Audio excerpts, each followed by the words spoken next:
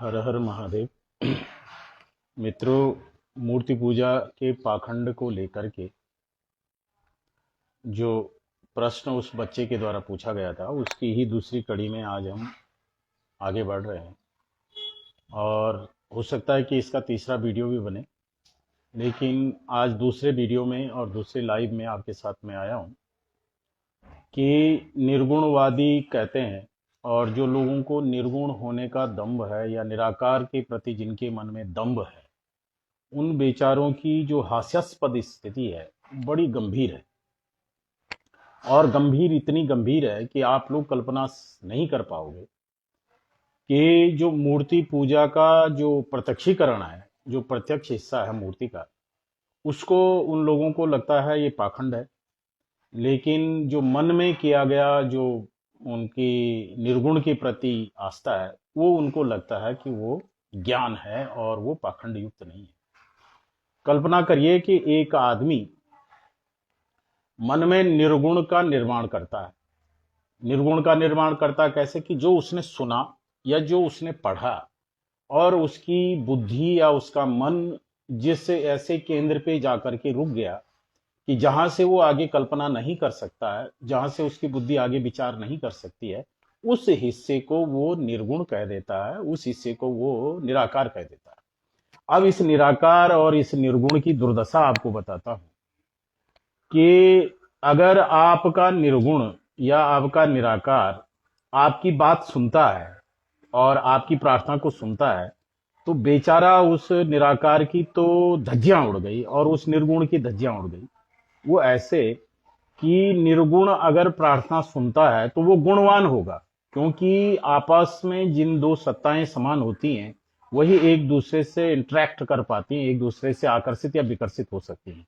अब निर्गुण निराकार जो है आपकी सत्ता का नहीं है, क्योंकि आप एक मन को लेकर के और मन में भावना भर करके या बुद्धि में भावना भर करके, बुद्धि में विचार भर करके आप उससे प्रार्थना कर रहे हैं या आप उसके प्रति अपनी विज्ञप्ति ज्ञापित कर रहे हैं, तो वो आकार रहित है और निर्गुण है। निर्गुण कहने का मन मतलब ये है नारायण कि जिसमें किसी प्रकार का गुण नहीं है।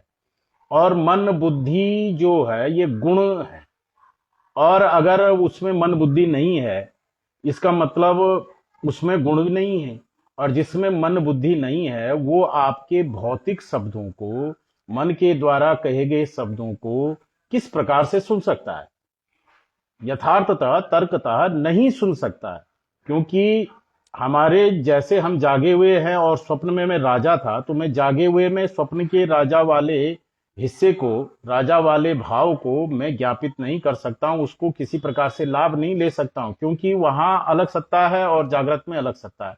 ठीक इसी प्रकार से मैं गुणवान हूं, मैं शरीर वाला हूं, मेरे हाथ पांव इंद्रियां हैं, मेरा मन है, बुद्धि है, तो मेरे पास निर्गुण के साथ ज्ञापित करने वाला, निर्गुण के साथ संवाद स्थापित करने वाला जो उपकरण है वो मन और बुद्धि है।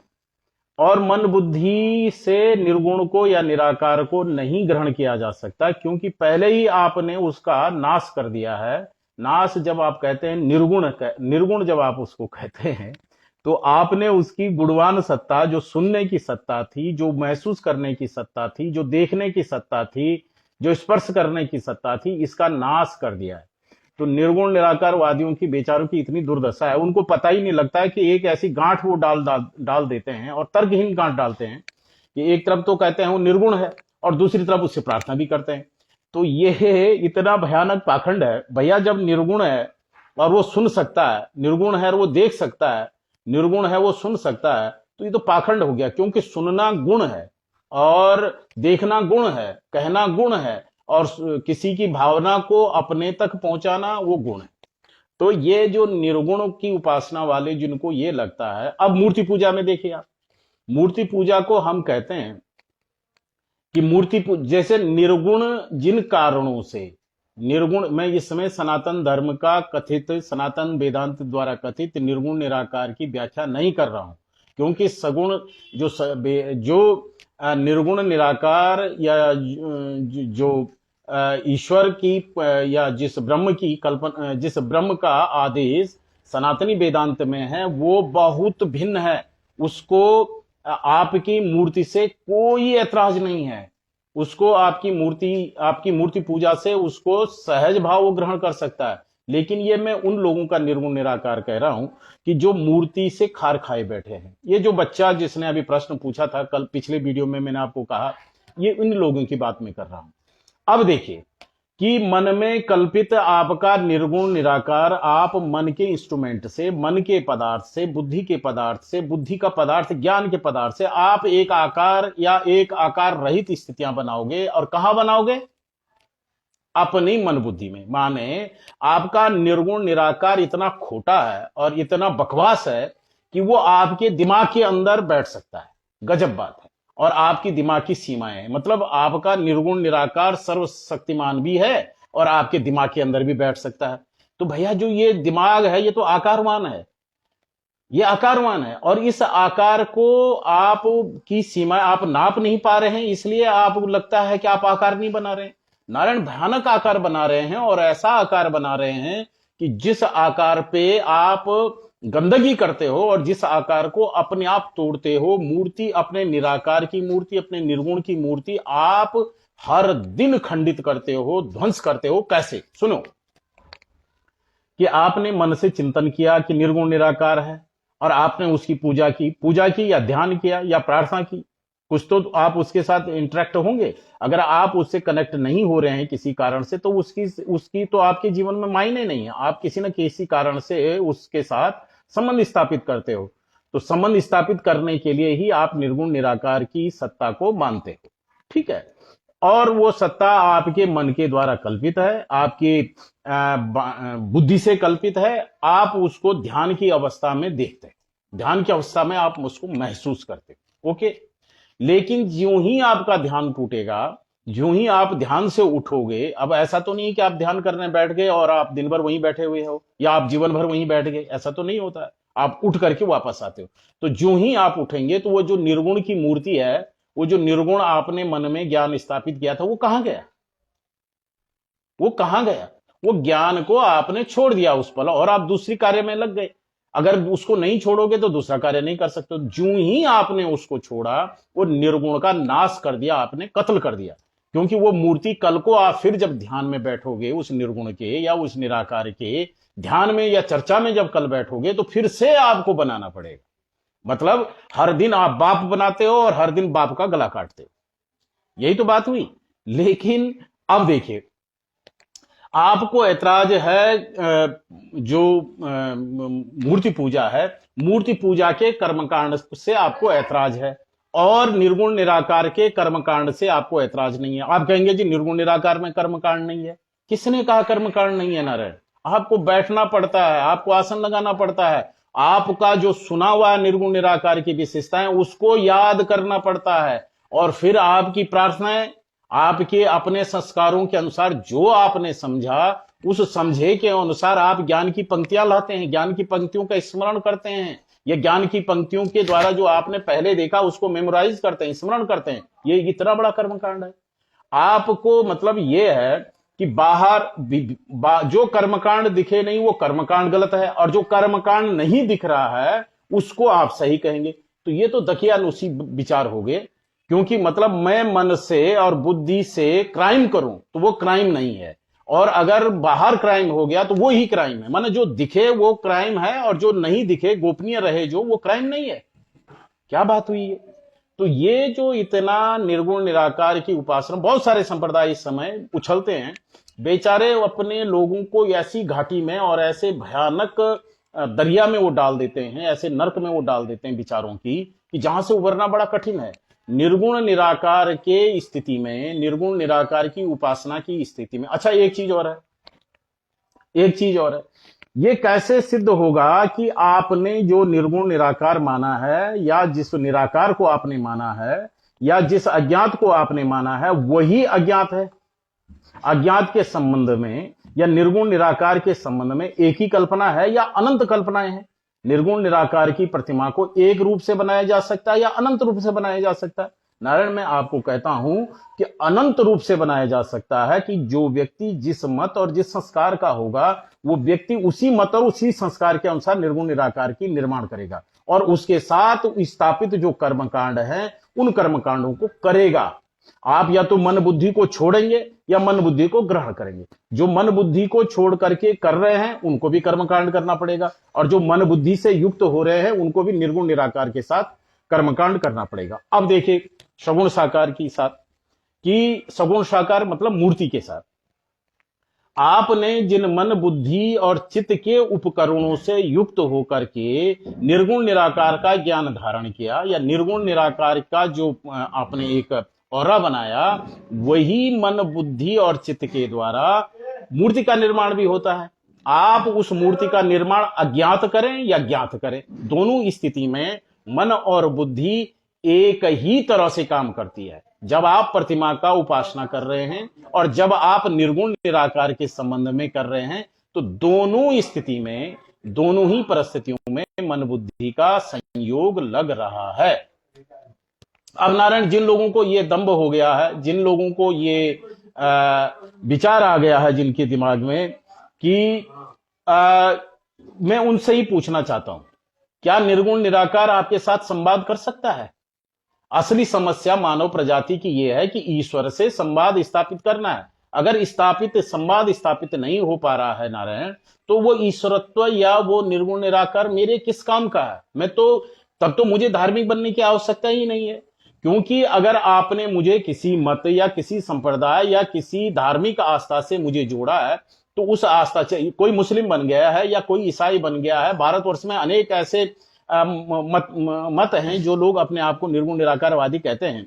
तो आप जब उस मत में उसमें गए हैं, तो इसीलिए तो गए हैं कि ताकि आप उस निर्गुण निराकार को देख सकें, ये महसूस कर सकें, उसके साथ संवाद स्थापित कर सकें, इसीलिए तो गए हैं। अगर इसलिए नहीं गए हैं तो आपका वहां जाना व्यर्थ है। आप चाहते हैं कि आप उसको निर्गुण निराकार भी कहें और उसके साथ संवाद भी स्थापित करें।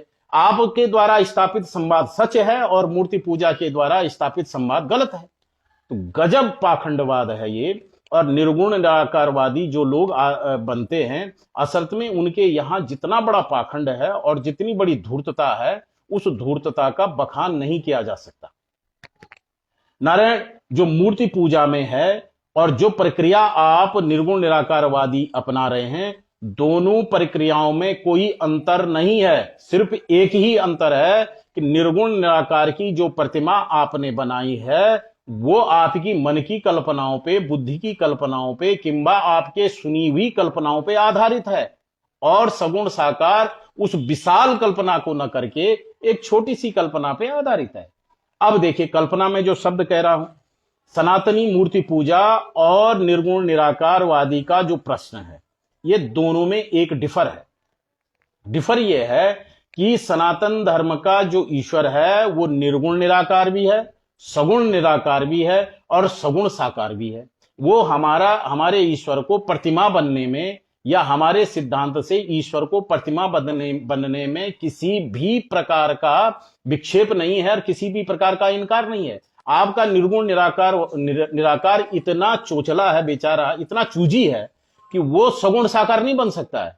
उसकी मजबूरी है, जेल में पड़ा है निर्गुण निराकारता की, जेल में पड़ा बेचारा। इतना तड़प रहा होगा उस निर्गुण निराकार स्वरूप में कि वो चिढ़ता है अपने आप को देख करके कि मैं सगुण साकार नहीं बन सकता हूं। लेकिन सनातन धर्म के यहां ईश्वर की ये स्थिति नहीं है।